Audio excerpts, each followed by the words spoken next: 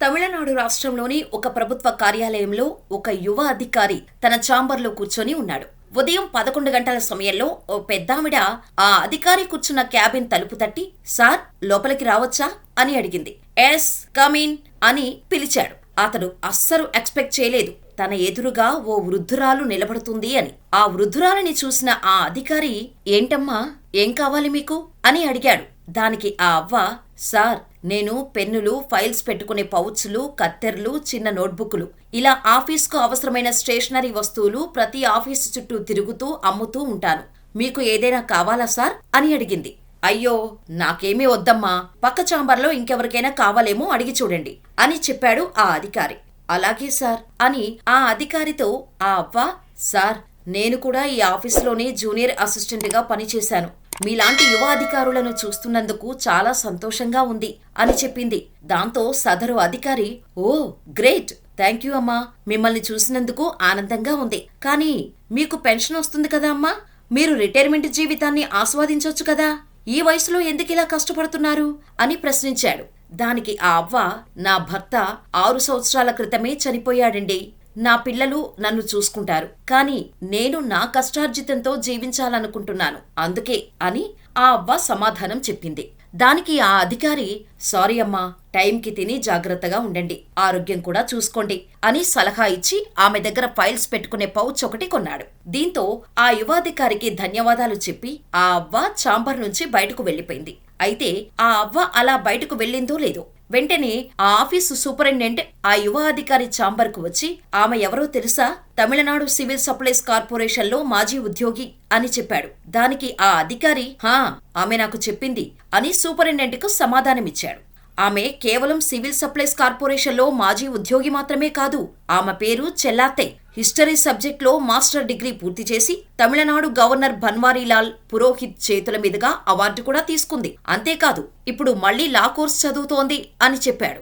అంతే, ఆ యువాధికారి ఒక్కసారిగా షాక్ అయ్యాడు. వెంటనే ఆ పెద్దావిడికు అభినందనలు తెలపటం కోసం ఆమెకు ఫోన్ కాల్ చేసి తనకివ్వాలని సూపరింటెండెంట్ను కోరాడు. కానీ ఆ పెద్దావిడి దగ్గర మొబైల్ ఫోన్ లేకపోవడంతో ఆమె గురించి గూగుల్లో సెర్చ్ చేసి చూసి సంభ్రమాశ్చర్యాలకు గురయ్యాడు ఆ అధికారి. ఎందుకంటే ఆ అవ్వ గురించి తెలుసుకున్న ఎవ్వరైనా షాక్ అవ్వాల్సిందే.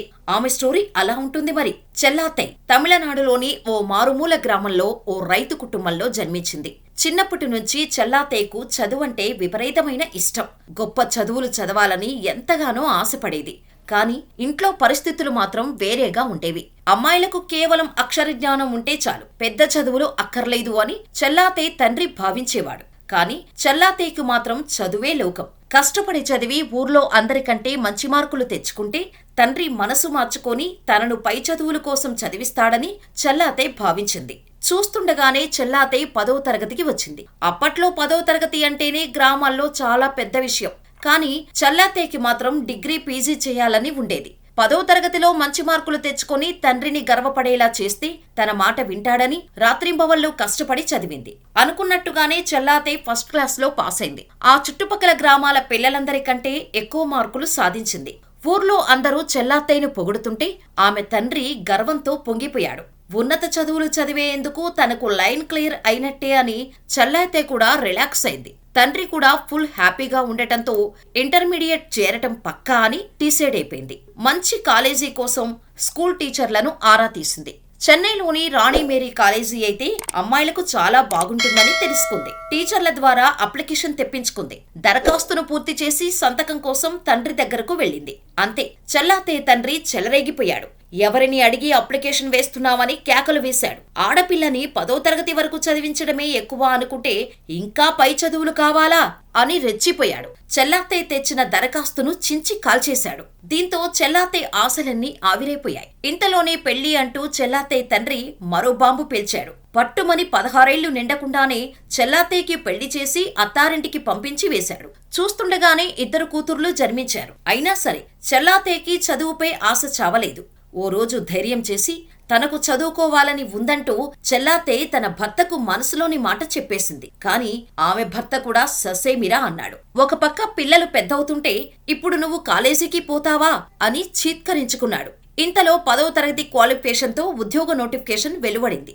ఉద్యోగం వస్తే డబ్బులొస్తాయి కాబట్టి భర్తే దగ్గరుండి మరీ జాబుకు అప్లై చేశాడు. చెల్లాత్తయ్యకి స్వతహాగా చదువుపై విపరీతమైన ఇష్టం ఉండటంతో కష్టపడి చదివి ఉద్యోగం సాధించింది. తర్వాత చెల్లాత్తయ్య సివిల్ సప్లైస్ కార్పొరేషన్ లో అటెండర్ గా ఉద్యోగంలో చేరింది. ఒక పక్క కుటుంబ బాధ్యతలు, మరో పక్క ఉద్యోగం రెండిటినీ బ్యాలెన్స్ చేసుకుంటూ వచ్చింది. తన మాదిరిగా తన కూతుర్లు కాకూడదని తన భర్తను ఒప్పించి మరీ వాళ్లను బాగా చదివించింది. కూతుర్లకు పెళ్లిళ్లు కూడా చేసింది. ఇంట్లో బాధ్యతలన్నీ తీరేసరికి చెల్లాత్తయ్యకి రిటైర్మెంట్ కూడా అయిపోయింది. చెన్నైలోని గోపాలపురం పౌర సరఫరాల సంస్థ కార్యాలయంలో సూపర్వైజర్ గా పనిచేసి పదవి విరమణ చేసింది. కానీ చెల్లాత్తయ్యకి మాత్రం చదువుపై ఆసక్తి ఏమాత్రం తగ్గలేదు. ఇప్పుడు నాకు 60 సంవత్సరాలు. మీ ఇద్దరికీ పెళ్లిళ్లు చేశాను. భర్తగా మిమ్మల్ని ఎలా చూసుకోవాలో నాకు తెలుసు.